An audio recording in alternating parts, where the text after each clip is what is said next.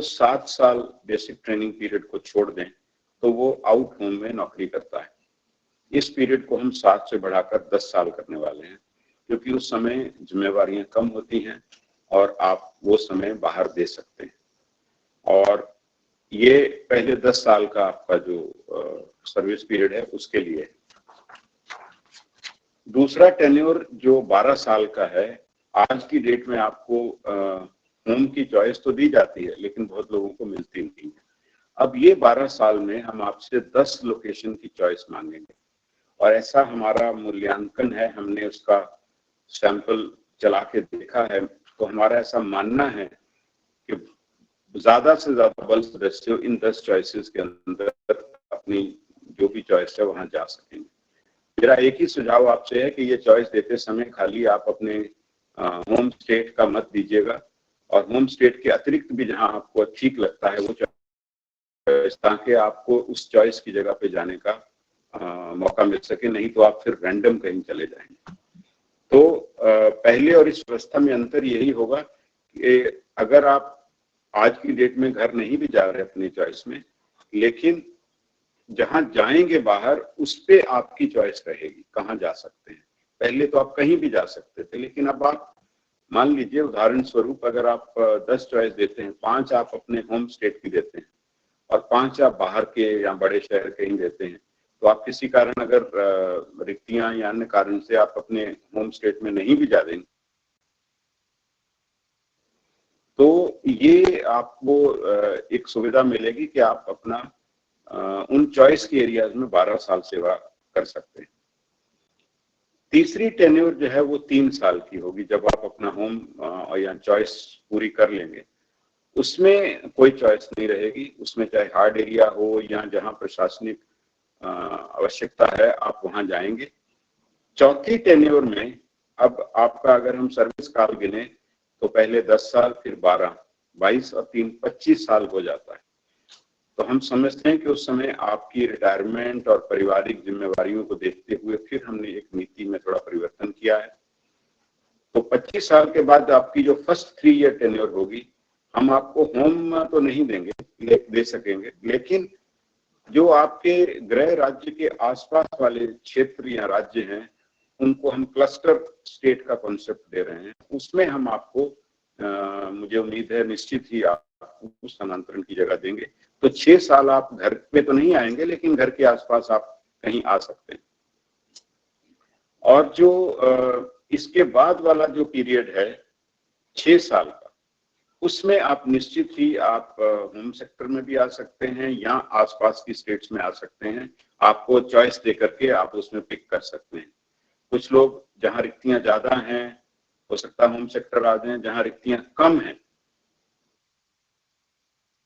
में आ जाएं, यानी घर से आप कंपैरेटिवली आपकी चॉइस से आप कंपैरेटिवली नजदीक में आ जाएंगे। और जो अंतिम पड़ाव है आपका 2 साल का, जैसा मैंने पहले कहा, उसमें आप 3 चॉइसेस देंगे। जो भी चॉइसेस होंगी उन 3 चॉइस में निश्चित हम आपको एक चॉइस दे देंगे। सिर्फ एक ही चीज है कि हम पूरी स्थानांतरण नीति में ये सिद्धांत बरकरार रखेंगे कि आप एक यूनिट में 2 बार नहीं जा सकते। वो एडमिनिस्ट्रेटिवली प्रशासनिक दृष्टिकोण से उचित नहीं है। हाँ, लोकेशन पे जा सकते हैं, अगर यूनिट वहां कोई और है वहां आप जा सकते हैं। तो ये आपके जो सेवा काल है उसका 35-36 साल का जो औसत पीरियड हमने किया, मैंने उसमें आपकी नीति का उल्लेख किया है। अब हम महिला बल सदस्यों के बारे में बताएंगे। आज की डेट में जो व्यवस्था है 6 साल जो पीरियड है, उसमें पहला 6 साल में वो भी उनकी चॉइस नहीं है, आउट होम में ही रहती हैं, तो वो व्यवस्था जारी रहेगी। उसके बाद में हम उसके लिए 10 चॉइसेस का सिस्टम दे देंगे। उन 10 चॉइसेस के आधार पर वो बल सदस्य जो महिला हैं वो अपनी जगह पे जा सकेंगी। हमने उनको जो सीआईएसएफ के बल सदस्य हैं उनको हम सबसे ऊपर प्राथमिकता देंगे। तो हमारा कोशिश है, मुझे उम्मीद है कि शायद देंगे और वो सभी एक स्थान पे नौकरी करेंगे। स्थान पे मीन्स एक लोकेशन पे, जरूरी नहीं एक यूनिट हो। और ओवरऑल जो ट्रांसफर पॉलिसी के नियम हैं, यानी कि पहले 12 साल आप होम में नहीं रहेंगे, अगले 12 साल आपकी चॉइस, वो सारे नियम उन पर वैसे ही लागू होंगे। बस उनको ये सुविधा जरूरी भी है वो कि आप एक लोकेशन पे काम कर सकते हैं, ये हम निश्चित करीब करीब कर देंगे।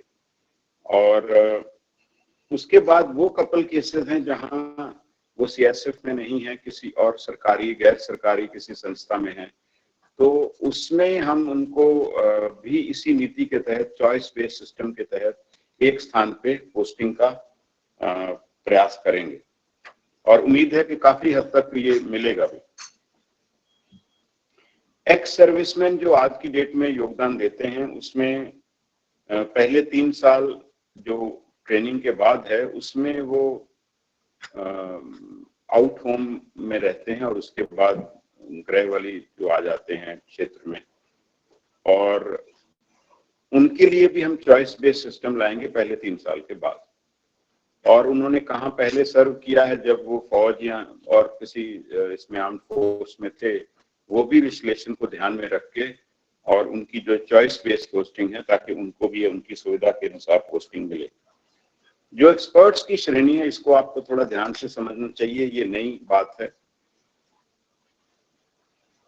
फोर्स को आगे बढ़ने के लिए बहुत सारे क्षेत्रों में नई नॉलेज की जरूरत है, नई स्किल्स की जरूरत है, और उसको हमको एक व्यवस्था के रूप में स्थापित करना चाहिए और ऐसे लोगों को आगे बढ़ाना चाहिए जिनके पास वैसी विशेष जानकारी है।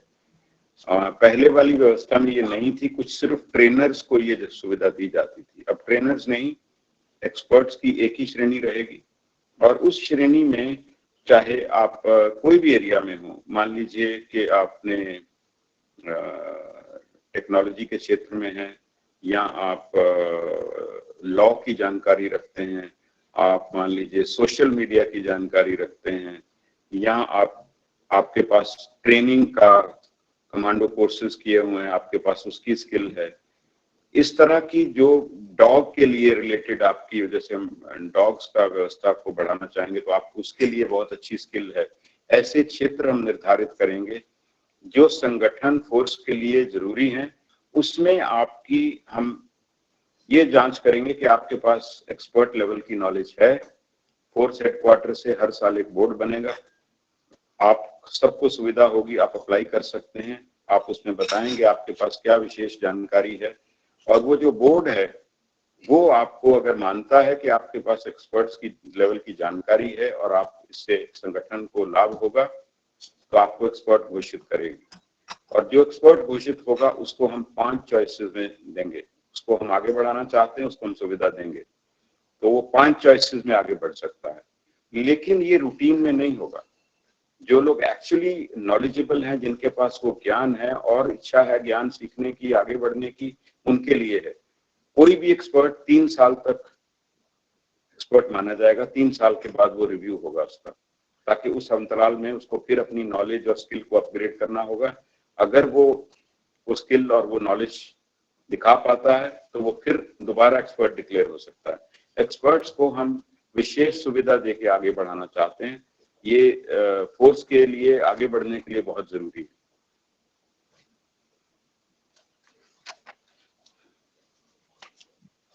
एक बिंदु है कि पहले जो भी पोस्टिंग्स होती थी वो एक ही साथ होती थी, अब हम इनमें प्राथमिकताएं तय करेंगे। जैसे रिटायरीज को हमने सबसे ऊपर रखा है प्राथमिकता में, जिन्होंने 35 साल फोर्स को दिए हैं उनका पहला अधिकार है। तो अभी भी जैसे जो इस साल 2 साल जिनका 31 दिसंबर 2024 को 2 साल की सर्विस से कम बाकी है, उनसे हम जल्दी ही चॉइसेस मांग के, और मुझे उम्मीद है कि हम 31 दिसंबर तक उनका ऑर्डर निकालेंगे। सबसे पहला ऑर्डर हम रिटायरीज के लिए निकालेंगे और वो उससे पहले रिक्तियां भरी जाएंगी। दूसरी प्राथमिकता हम देंगे महिला बल सदस्यों को, उनसे रिक्तियां भरेंगे। तीसरी प्राथमिकता मैरिड कपल केसेस को देंगे और उसके बाद फिर जो बाकी प्रक्रिया है वो चलेगी। और इस सब में एक और जो ऑल इंडिया कैरेक्टर मेंटेन करने के लिए, पहले जो था कि 30% उस होम सेक्टर के थे, 30% उसके आसपास के बल सदस्य रखे जाते थे और 40% बाहर के सेक्टर्स के रहते थे फोर्स के ऑल इंडिया कैरेक्टर को मेंटेन करने के लिए। तो जो पहली 2 श्रेणी है 30-30 वाली, उसको हमने मर्ज कर दिया ताकि हमको प्रशासनिक दृष्टिकोण से आसानी से ये किया जा सके। तो यानी कि अब हम 60% हर यूनिट में बल सदस्य वो रखेंगे जो या तो उस राज्य के हों या सीमावर्ती राज्य के हों। तो ये मर्ज कर दिया है, इससे प्रशासनिक सुविधा होगी, but overall all India character force का एज इट इज मेंटेन रहेगा। ये सारी कार्रवाई जो है ये अंतिम चरण में है। अगले कुछ दिन इसके रिटर्न में भी ये सारे बिंदु मिल जाएंगे। तो आप सैनिक सम्मेलन करके सभी यूनिट इंचार्जेस वहां उसके साथ अपनी एडमिनिस्ट्रेटिव जो आपके व्यूज हैं वो भी रखते हुए सेक्टर्स और के माध्यम से, इसके माध्यम से हमारे पास अपने कमेंट्स भेजिए। और ये प्रक्रिया हम चाह रहे हैं कि आप 10 दिसंबर तक करके हमको दे दें। तो ये जो गाइडलाइंस की ड्राफ्ट मेन फीचर्स हैं वो आपको भेज देंगे और 10 दिसंबर तक हम आशा करेंगे कि आपके कमेंट्स आ जाएं और हम करीब 15 दिसंबर के आसपास इसको इशू करना चाहते हैं। इसमें मैं आपसे एक ये में अगर आप देखें, हमने काफी इस पे इन्होंने प्रयास किया है इसके सारे एंगल्स को समझने का। तो इसका जो प्रभाव हम लोग एंटिसिपेट करते हैं कि क्या पड़ेगा। पहला कि आपकी जो निजी आवश्यकताएं हैं और जो फोर्स की एडमिनिस्ट्रेटिव रिक्वायरमेंट है, उन दोनों का बैलेंस है ये। और उस बैलेंस में आपको जीवन के पहले 10 साल और वो प्लस 3 साल जो आप वहां पे हार्ड एरिया जो 12 साल के बाद आएगा 13 और करीब 3 और 15 साल आपको रफली जो है वो फोर्स को देने होंगे। और हम करीब 20 साल आपकी प्राथमिकताओं को ऊपर रख के इसमें तैयार किया है इस रूपरेखा को। आपके लिए महत्वपूर्ण यह होगा कि आप चॉइसेस सोच के दें जिसकी भी ड्यू होंगी और उसमें सीनियरिटी के आधार पर वो आगे तय होगा। जो वरीय है उसको पहला अधिकार माना जाएगा। तो आप जो है वो चॉइसेस ठीक से भरें। या अपने होम में ही चॉइसेस मत दीजिएगा और एरिया भी उसमें कवर करिए, तो आपको ज्यादा स्कोप मिलेगा कि आपकी बात के या आपकी चॉइस के अनुरूप वो आपको पोस्टिंग मिल सके। इस व्यवस्था में जो टाइमलाइन है, हम लोग उस टाइमलाइन को भी रेखांकित कर रहे हैं। हम 15 फरवरी तक टेंटेटिवली चाहते हैं कि ये ऑर्डर निकल जाए। हमने जो डिफरेंट सुझाव देखे और फिर आगे की व्यवस्था देखी, तो आपको करीब 1 महीना से प्लस मिलेगा जिसमें आप अपना एडमिशन या और कोई आपकी परेशानी है तो आपने अगर कुछ कहना है, कोई प्रेजेंटेशन देनी है, तो जैसे ही ऑर्डर निकले उस दरमियान ही वो सारी व्यवस्था कर दी जाएगी ताकि उस पर निर्णय हो जाए, कोई चीज लंबित नहीं रहे और 31 मार्च को जो फाइनल पोस्टिंग का होगा वो विरमित हो जाए और अपनी अपनी जगह पे चले जाएं। और उसके बाद जो ये रिक्वेस्ट और वो वाली व्यवस्था है उस पर विराम लगेगा। 6 महीने तक कोई एप्लीकेशन और इसके कारण भी प्रशासनिक असर पड़ता है तो वो व्यवस्था पे विराम लगेगा। पहले ही हम आपकी चॉइसेस ले रहे हैं। उसके बाद भी फाइनल ऑर्डर के बाद भी करीब 1 महीना है जिसमें आपकी कोई भी पिटिशन या कोई एप्लीकेशन पे विचार हो सकता है। उसके बाद 6 महीना पे विराम रहेगा। आपको जिसके बाद अंतिम निर्णय है उसके अनुरूप वहाँ समय पे योगदान देना होगा और आपको एडमिशन आदि का भी पर्याप्त समय दिया जा रहा है। मुझे आशा है कि आप इसको अच्छे से समझने के बाद यूनिट इंचार्जेस का भी ये दायित्व है कि वो ठीक से बल सदस्यों को समझाएं, उनकी शंकाएं, उनकी कोई सुझाव उसको भी ध्यान से सुने और उसको हमारे तक पहुंचाएं ताकि अगर इसमें कोई संशोधन की जरूरत है हम निश्चित जो आपके सुझाव हैं उस पर विचार करेंगे और जो फिर उसके बाद फाइनल डॉक्यूमेंट है वो हम रिलीज कर देंगे। यूनिट इंचार्जेस की यह जवाबदेही होगी कि कहीं कोई बल सदस्य चॉइस ना दे पाए किसी कारण, तो वो इंश्योर करें कि वो चॉइस दे। अगर वो नहीं देना चाहता है तो उसको ये समझा दिया जाए कि फिर वो रैंडम जहां भी जाएगा वहां जा सकता है और आपसे हम उसके आलोक में एक प्रमाण पत्र भी मांगेंगे कि सभी बल सदस्यों ने चॉइस दे दी है, जिन्होंने नहीं दी है वो नहीं देना चाहते, ताकि कोई जानकारी के अभाव में वो पोस्टिंग में ना चला जाए।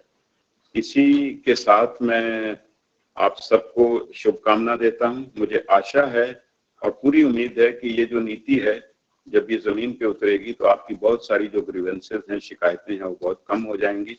ऐसा मैं जहां जहां भी सैनिक सम्मेलन में गया, बात की यूनिट्स में, तो मुझे यही आभास हुआ कि सारे बल सदस्य जो हैं चॉइस बेस्ड सिस्टम की ओर जाना चाहते हैं।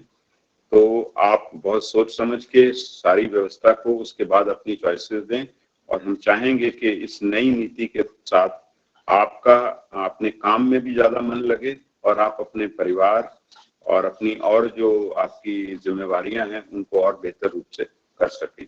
धन्यवाद। जय हिंद।